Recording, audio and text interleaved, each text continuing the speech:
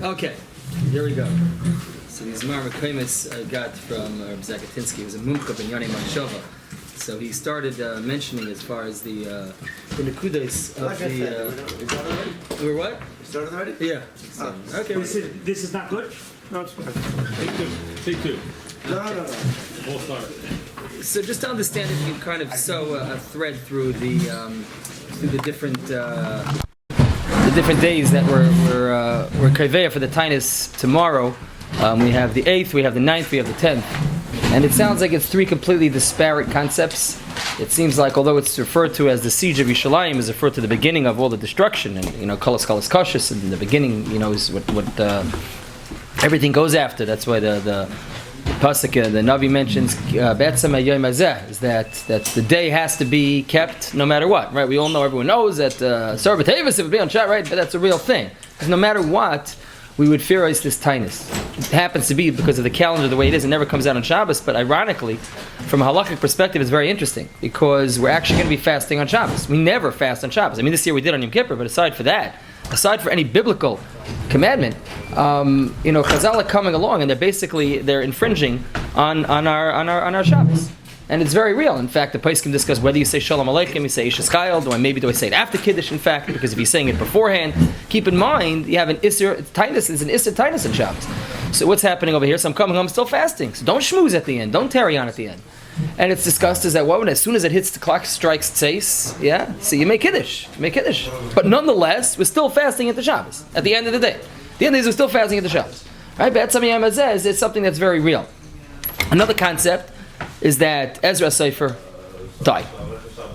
Right, Ezra Sefer died. Right, that's on the 9th, and on the 8th, we're mourning the fact that we translated the Torah into Greek.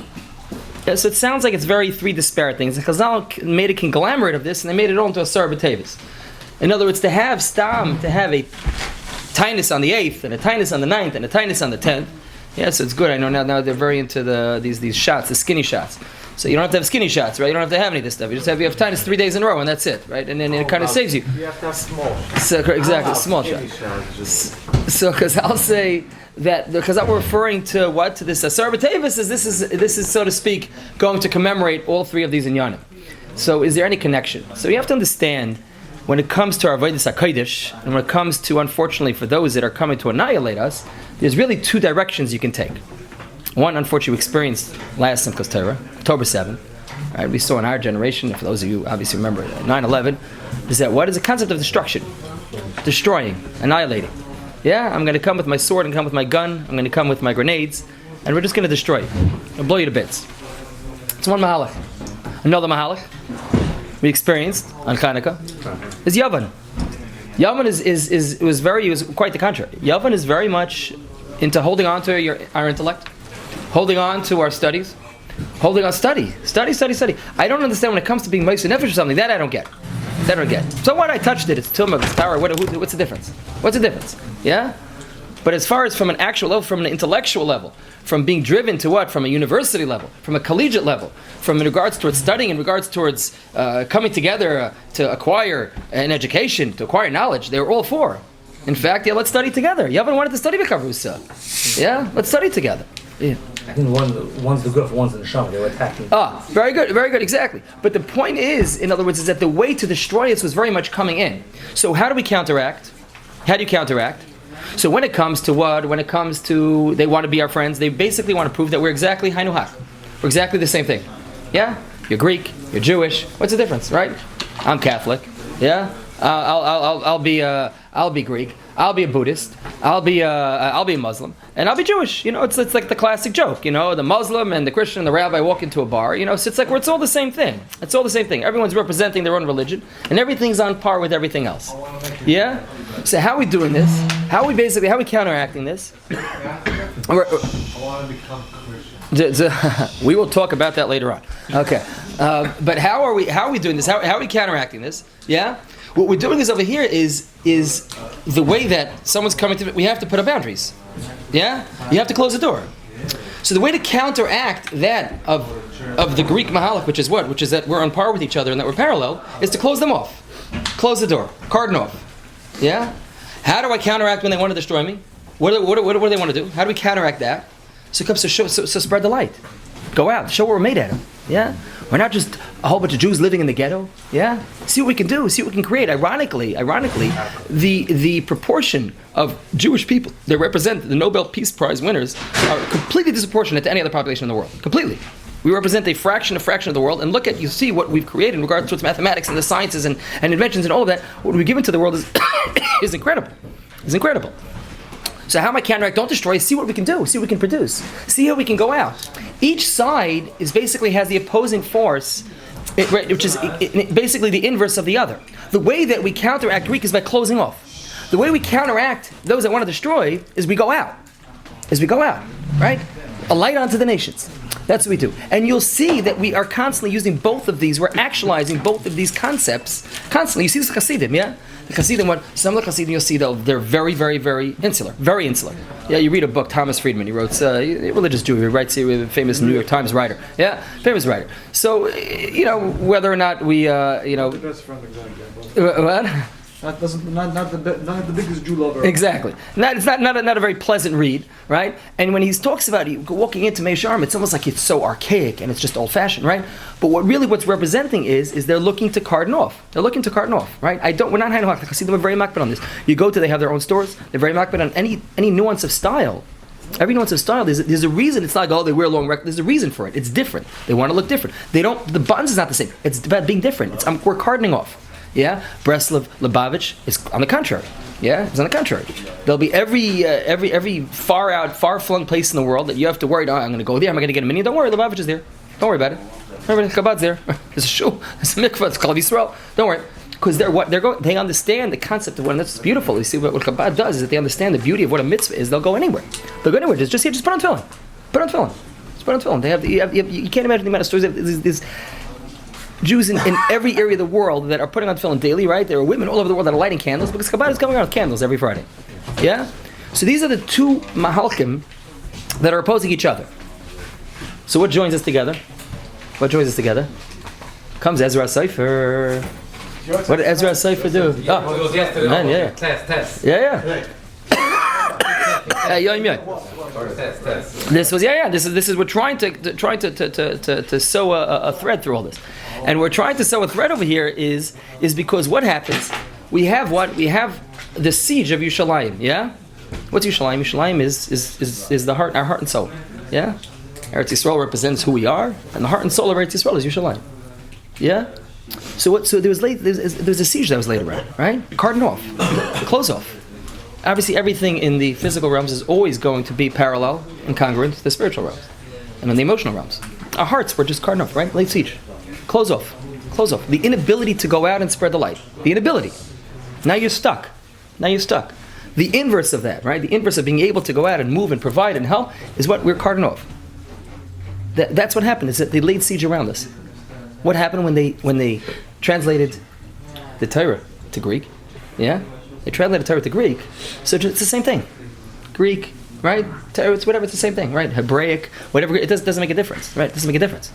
We're all in the same part, which again, the tragedy of that is that the other side, the inverse of going out, being able to spread the light, is now we're too much out, right? We went out too much. Now everything's just one big mishmash. Yeah, we went into the universities, great, but wait, maybe the universities came to us. And now our hashkafas and our ideals slowly start shifting. And the tragedy of that is when you're going out is that everything's just parallel. Everything's on the same plane. So comes Ezra Sefer, and Ezra Sefer creates the idyllic intermediary. What did he create?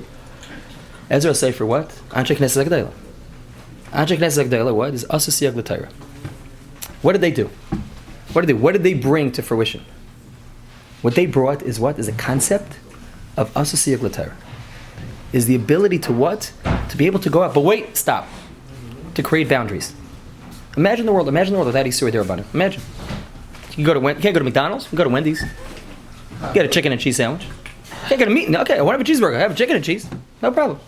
Imagine what Shabbos would look like. Mir Akim and Rav Moshe, in his tshuva, you see his prophetic vision when Rav Moshe talks about Shabbos clocks. Rav Moshe writes, this is 50 years ago, you're going to see there's going to come a time when you're going to be able to push a button, and your business is going to be able to run, Your car is going to be able to drive, and everything's going to be able to contain, i.e., okay, Amazon, right?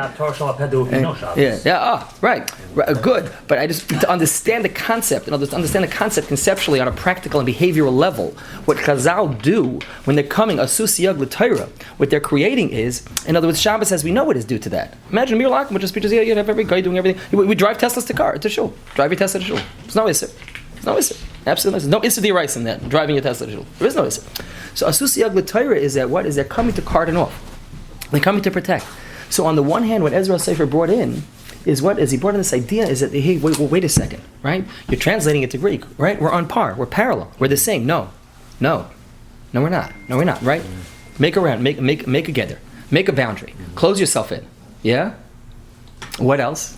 The concept of what? The Aleph Beis has an incredible amount of mysticism behind it. Everything, every ice photography, you could write Svarim. There's every ice and everything. Yeah? The Nigla, the Nister of everything behind every single letter.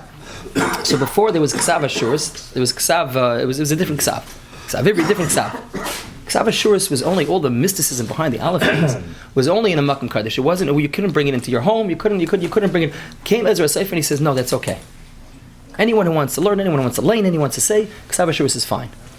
So what he did was, be'etzim, is he took something that was very, very private. He took something that was very, very insular, and he said, what? He said, open it up.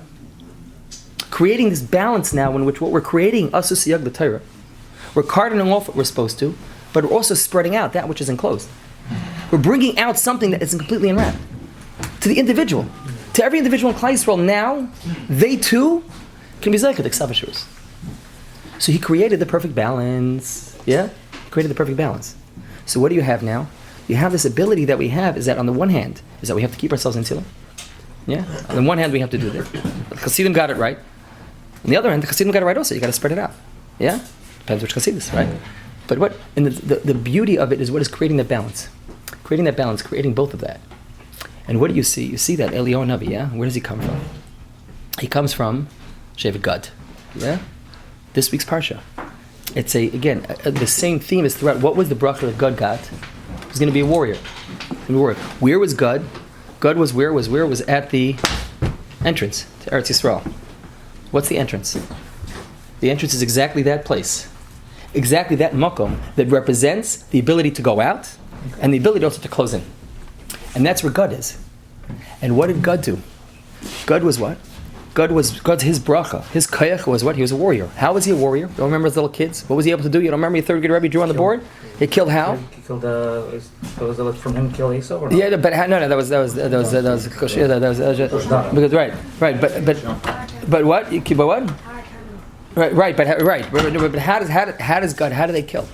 They kill the head and the arm, right? In one. So what's the idea? The head and the arm in one. Okay, very cute, very nice, very cool. Right, sounds very cool. You know, when you're a little kid, you know, you have I remember my Rebbe, drawing the line. He had like the little menshi, and drew the line. What is it, Medrash? Yeah. So one second. So what does it represent? Yeah, Chazal tell us that who's able to join the army? Who's able to join the army? Someone who doesn't talk between his shal yad and shal rosh. Sounds nice. Sounds nice, right? Sounds very nice. Sounds like a nice cop. You know, someone who's mamish still, Julie doesn't talk. Could mean that too. Pashtus. But the idea is it sounds beautiful. It sounds beautiful. The idea is it's true, but why? Why is it beautiful? Because what? Because the shel yad, yeah? What's the shel yad? The shel yad is covered. Yeah? What's the shel rosh? The shel rosh has to be seen. Yeah? Don't be mafsik between the two. And Eliyahu Navi who sits by every bris, which also is in sync with the same idea. What's a bris? Maybe Yavin, yeah, bris is you have to know when to put out and when to keep in, right? It's a similar idea, right? It's that balance. So it's the same nakuda over here, is that what? Is that there can't be any difference between the two. There has to be this perfect blend, yeah? This perfect blend between knowing when to go out and knowing what to carton in. And what? It's coming on Tevis always starts from what? Always starts from Chanukah. Always. Yeah? There's a homachlekes. Where do you light? Homachlekes, yeah? Pesach Leisachatzer, Pesach Habayis, Machlekes. Okay, in America we light by the window. But Lamais, you go to Eretz Yisrael, depends where you are. You're Shalayim, Bnei Brak, you're going to see, what are you going to see? It's always at the Pesach. Always. Somewhere at the entrance, at the Chatzar, somewhere at the Bais, right? Okay, Machlekes V'Shoyner, Rashi, and Tosfos. But the point is, again, the same idea. Where are you lighting? You're lighting by the door, exactly by that place. It's exactly by that place, and that's where Tevis starts from. It's by the door. Know when to close that door and know when to open. It's at that place where we have to create that perfect blend. We have to create that balance between what? Between going out and between letting in. And you cannot forget the inverse. You cannot forget the inverse that when I let things open and too many things come in. But Victor Miller, if you ever read his book, Divine Madness. Yeah, it came out a few years ago. It came out many years after it was nifter. And if you read, he goes through historically how it made no sense. How the Germans made no sense. They were the most refined people. Yeah? Most refined people, right? It was Germany, the well-known Maisa with Rav Hutner and the other Chavrusa. That Chavrusa said, so the Germans are so nice. The way when they talk so nice. They always say, when they ask directions, you say, I think you make a left, do you not? It's like they almost ask you, such hachna, do you not? And Rav Hutner said, no. He said, we don't, politisms is nice, but lamais, it's not be'etzim. It's not be'etzim who they are. And then he saw him years later, and he went to give him shalom. He was a Rav Hutner, became Rav Hutner, and he was missing his arm. And he said, what happened? He says, I was in the camps, and I was accused of stealing, whatever it is. And they took me, and said, they cut my arm off. And I remember we were arguing about who said the Germans are really nice or not. You know what they asked me as they were cutting my arm off? You know what they said? They said, it really hurts, does it not? Yeah? So Miller mentions, he brings a whole bunch of, historically where they were and others, how it made no sense. And how it always started, again, as Matzio Salman always said, is that if we don't make Kiddush, they're going to make Havdalah, right? Is that whenever we bring in too much and we get too many, and we were big. Scary enough, very similar to where we are. Talking about Nobel Peace Prizes in academia and in the sciences and the arts, where the Jews were very much there. Very much there. I mean, that was so interesting because as college professors, they all of a sudden had to wear the yellow stars and they were kicked out. Like, what's going on? What are you doing? Right? Because you let too much in. So when you let too much in and you don't cordon off, so then now what's happening? So now we're in sync. Now it's Torah, now it's Greek philosophy. It's the same thing. And ironically, if you read the book, not that you should read Mein Kampf, but if you read the book, who was not the architect, but the Germans go back to? You have Nietzsche. You have Greek philosophy. Yeah, Greek philosophy is that we're in sync. We're in sync. If you read his book, what he says that what? He says the Jews brought two things to this world: circumcision of the body and conscience of the soul. And I want to rid the world of both of these. That's what Hitler Yamachshima wrote. Yeah. Because they don't understand this concept. Hitler wrote this. Yeah, Hitler wrote this. And they don't, again, you come back to the Greeks, come to Bris Milah, it's all the same idea. We're exactly even. There's nothing that you're better, there's nothing that you're different. It's just another subject. It's another topic. So you're going to do that, you're going to let them in. You're going to open up the boundaries, you're going to open up the door. You're not going to cordon off. So then that's what you're going to have. But on the other hand, we have to be able to also to express. You have to be able to give over. You have to be able to be a light onto the nations. So it's that duality that you see, which I mean it's Kahan Torah, but we're still holding. You see, there's a machlekes Beis Shammai Beis Hillel. Yeah, how you light the candles, right? How you light the candles? 1, 2, 3, 4. 8, 7. So it's just the question of how many candles you start with. The idea is a very similar idea to what we're saying, which starts on Hanukkah. Which we're mourning this concept, this inverse of being able to go out and be able to come in. What's the menorah? The menorah is fire. What does fire do? Fire, similarly, has two concepts behind it. Fire can either illuminate or fire can destroy. When I go out, I'm a light into the nations, I'm illuminating. I'm lighting up. Yeah? When I got to get rid of the stuff in here, right, I want to cordon off, then what am I doing? I'm destroying. Get rid of everything. And that's fundamentally, machlekes Beis Shammai Beis Hillel is really discussing, what are we doing? Am I going out? Am I cardoning off? Yeah? Is fire destroying? Or is fire illuminating? Yeah, and you see this in regards towards halacha, that fire has to be able to, there's fire, legabi ner Shabbos, doesn't have to destroy, as long as it illuminates, you're fine. That's okay. Yeah, ner Shabbos, that's okay. And ner Shabbos represents shalom bayis, right? It represents the positivity. It represents going out, lighting up, see other people, be nice to other people. I mean, that's the whole concept of this mitzvah, is to be able to see other people. It's very simple. Yeah? I got to be able to, you saw your food? You enjoyed your food? Yeah, no one enjoys their food in the dark. Yeah? Blind people don't enjoy their food because I can't see it. That's what it's about. Be benachas, go out, right? Bring in, eat, yeah, connect. That's Ner Shabbos. But Ner Chanukah can't be like that. You can't. No one holds your light of light with an electric candle. Ner Shabbos, many places give out. Yeah, fine. You flick a switch on, totally mutter. The place can discuss it. What's going to happen? A couple when they're going to come back late, they're not going to have that binana from the candles. Yeah, no problem. Turn the light on, turn the light off, turn the light back on. Make it when you have a bracha. Have in mind in the light. Seder, you're going to come back. Your light's still on. You'll be yaitz with it. What if it's electric lights, fluorescent, incandescent? It's okay. Because fire is illuminating. For Ner Shabbos, that's okay, not for Ner Chanukah. At Hanukkah, you need both. At Hanukkah, you need the ability to illuminate, you need the ability to light up. You also need what? You need the ability to destroy. You need the what? You need the Sor Meirah, you need the Asay Tov. And that's when the discussion is, again, these same two forces, What is it? What is it? We're going to pass on like Peshaman. Yeah? It's really going to be both. It's really going to be both. It's this idea is that what is to illuminate, to go out, to light up, and also to destroy what's bad. To get rid of that. To use these two forces. And lastly, yeah? Then Ezra Sefer, we say, was on the same level as Moshe Rabbeinu. We say it was the same level. Ezra Sefer was able to, he was on the same, didn't live the same time, he was able to toiv when Moshe Rabbeinu was able to toiv. Yeah? So what was that? So the Sefer Machshav will talk about Moshe Rabbeinu. Who's Moshe Rabbeinu connected to? Historically, do we ever see someone who carted himself off? Who carted himself off? Who built walls around himself? Didn't let anybody in. Yeah? Nobody in. Only his immediate family. He was told by Hashem. Noach. Yeah? Noach made a teva. Yeah? Locked himself out. Yeah? From the entire world. And what was the taina on Noach? The taina on Noach was that? Great, you carted off. What about Yenim? You weren't Makar of Yenim? You built it for Yenim. He was building it for a long time, so people would walk by and they would ask, and then he would have to respond. It's called you may know. You could have, right, exactly. That's because that's what it's coming from, this idea. Is that, and that's part of the reason why it's named after that, is that, hey, look, you got to go out. You got to cart it off, but you got to go out.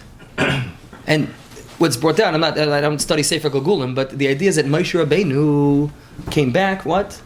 Came back originally as what? As the Gilgul Neshama, originally from Noach, to be Mesakenis. And it's so interesting because what was a part of Moshe Rabbeinu? What was the tikkun? Ani aras v'sayim.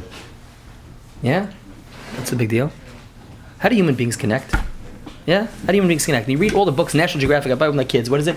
The ability to talk is your ability to connect. And if you'll notice, in the smartest animals, yeah? The stronger they're able to communicate, right? The more intelligent they are. Not that animals are human like it at all, but the concept of what? Of a human is known as what? As someone with the bear, someone who speaks.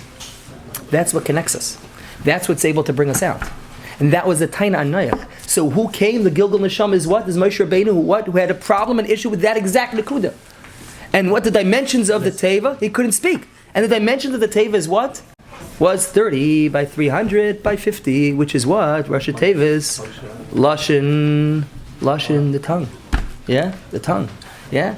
You're not going out, you're not connecting. I'm going to put you back, I'm going to give you that ability. You're going to go out. And what's the first thing Moshe Rabbeinu was doing? He was noticing everyone, right? The Arbus of Leisim. He went out, he saw others. He noticed them. That's why he was chosen. And where's he coming from? He's coming from what? Yocheved, who we just see last week, was what? Who the Shimon Nefashos came. Where was Yocheved born? Yocheved was born, right? By the walls, by the entrance. The mother, right, of our Redeemer. The mother of Moshe Rabbeinu was born right there. Right by the entrance, by that door. By that door where we light. By that place where Ezra Sefer was placing down, right? Was putting down, was setting down this concept. To be able to bridge the gap, that's how we're going to see the Geula. Is when we're able to balance both. And we're able to take both. And we're able to see exactly where it is the time when we have to close off. And we have to. I'm not letting these ideals in, and especially with living in a time, 2025, living in a time when I have some of the cover here. I don't even know how do you know that you came? Because what do you mean? Because it's on WhatsApp. Yeah, it's on WhatsApp. Seconds things go out. Seconds. I could say, I'll say it on video. It's okay. I took my son to Tasi Amani Masker. No one's going to really be singing this, right? I saw took him to a game. And okay, all right, okay. Well, took him to a game of dreidel. And I took him to a game of dreidel. I thought no one's going to see me playing dreidel, right? Who's going to see me playing dreidel? Elamais, I wasn't that interested in the dreidel game. I was watching it. My kids were interested in watching the dreidel game. Yeah, so they're watching them playing dreidel. So all of a sudden, one guy in my share, and then he texts, he says, "Rebbe, is that you?" And I'm like, what are you talking about? And so quickly I go to the bathroom. I didn't want to watch the dreidel for so long. And then all of a sudden, literally within seconds, the entire share, the morning share that I gave, and the afternoon share, they get everybody. Where was it? Because I didn't know that you could. If you're watching, let's say people play dreidel, you could pause it or something like that. You can go back, whatever it is, whatever it is, you could go back and you could put. So there it is. They're me and my receding hairline in front of everybody. Yeah, in front of everybody. And just like and this is the world we live in. Yes, I didn't feel so bad if you read the book of Emmanuel Feldman writes about Tales Out of Shul. So he's a big Paisik is a big Rav in Atlanta. He writes about also. He did the same. I mean, on the same breath, but he didn't want anyone to know he was in Atlanta. So the Braves were always in the playoffs. For those of you that remember, like for years. Playing dreidel. So yeah, he was watching the Braves play dreidel, and then his luck. He figured there's no one. So he had the cheap tickets and those things. And just his luck, the foul ball came to the guy right next to him. Foul dreidel. It was a foul dreidel, and you see like on film, you see like how much you see like the rabbi like this, a long way beard. He looked a lot more rabbinic than I do. Yeah, exactly. Right. So Lamaisa, what's our Vaida? Our Vaida is to understand this. Our Vaida is to understand is that each one has the other side. Is that there's an inverse to both. And to understand that is our Vaida now, as you see from Rabbi Victor Miller writes, and you see again, understanding where the Hasidim are working and where they're coming from, it's from a very real place, is that we have to keep our homes enclosed. We have to. We can't just bring in, what's the big deal? Everyone's got it. You gotta set your guidelines. You gotta have a Gedarim. Asu Siyag L'Torah. That's exactly what Ezra Sefer brought. It's exactly what Anshe Knesset Agdela are all about. To tap into that, to understand that it's something that's real. It's not just laissez-faire. They're going to get it anyway. I was just talking to someone today. I was just talking to I had PTA. I was talking to a mother. I said, you understand? You're giving when you're giving to your child, a 16-year-old kid with an unfiltered farm. I was like, you understand what that is? I said, I don't trust myself with that. So you can trust your 16-year-old kid? Are you crazy? She looked at me like, oh, come on. And I was telling her, I said, the Chavetz Chaim ran out of the house. He said, you think I'm a potato? When his 80-year-old cleaning lady was there. Yeah, the Chavetz Chaim. She's like, oh yeah, they have bigger Nisyanis. She's responding back and forth. I was like, hey, but this is where we're at. Is to cut off. And on the other hand, also, is to be able to go out, to be able to see where Klal Yisrael's at. I was living in Manhattan Beach, and it's very hard because they have a lot of the Russian. They're all Jewish, all Russian Jews live there in Manhattan Beach, in Brooklyn. It's in the past Avenue, all Russian Jews. And they're very much involved with American. They very much want to acculturate, very Americanized. So it's hard. So there was very few kids that were in the neighborhood. My kids are playing with the kids, and you have to be very, very careful, very, very careful. So on the one hand, we had to create a very firm stance. Nothing's coming in the room. No, we didn't even let him. He used to come on Shabbos. This kid had a tablet on Shabbos. I do myself like my third graders playing with a kid who has a tablet. Like no, nothing to do with that. No, we have to keep him in and bio games every Shabbos. Yeah, but on the other hand, they came up with the Shabbos project. Yeah, but Goldstein from South Africa came with the Shabbos project, and we figured, let's do something. Let's create something. And we set up pamphlets. We're going to invite everybody. And you can imagine, they're completely secularized, no interest. And there was a couple. His name was Alex and Ksenia. Yeah, so they got it, and he read it. Threw it in the garbage. And he was living with that was his girlfriend, whatever it is. And she sees it. She threw it in the garbage. She picks it out of the garbage. She says, "What is it?" She's like, "Alex, man, we should go. Why not? Friday night dinner." And they went. And Alex and Ksenia, then they came to a Shabbos day meal. And then they were interested, they came to Shul. And it was a slow progression. And then they came to Shul again. And they came to hear Laning. And they're brilliant. They're both brilliant. And then they come, we're talking a year later, from seeing that in the garbage, and they come to me and my wife, and they said, you know what, we want to get married legally, halakhically. And they learned the halakhas. And they actually had a chassan in someone's backyard. And you see this idea, this concept is that what is you have to look to go out. And that's a frum couple, a beautiful frum couple living, and they have children living in Manhattan Beach. Frum couple. Because why? Because you have the ability to go out, to spread that light. And that's that balance, and that's what we're celebrating, so to speak. This concept that Ezra Sefer was able to bring in, of Asu Siyag L'Torah, but at the same time, to bring Sav Ashuras, to go out and to be out, and to bring in, to be able to spread this light. And Mitzvah Hashem, we should have the synthesis of the two, and we should have the conglomeration of the two, and we should be able to create this balance, and have this balance for us, for our families, to bring a Nachas Ruach for all of us, to our families, and to all of Klal Yisrael. Amen. Wow.